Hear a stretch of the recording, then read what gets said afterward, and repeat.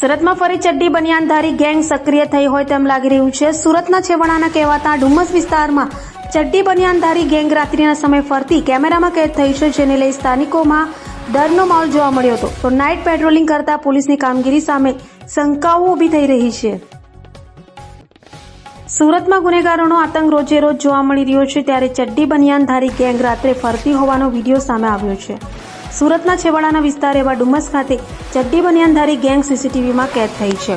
સુરતના ડુમ્મસ ખાતે આવેલ બ્રાહ્મણ ફળિયામાં રાત્રિના સમયે ચડ્ડી બનિયાનધારી ગેંગના 5 જેટલા સભ્યો ફરતા નજરે પડ્યા હતા, જે વિડીયો હાલ સોશિયલ મીડિયામાં વાયરલ થઈ રહ્યો છે।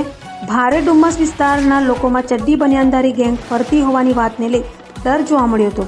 તો નાઇટ પેટ્રોલિંગ કરતી પોલીસ આ ગેંગ સામે શું પગલાં લેશે તે જોવું રહ્યું।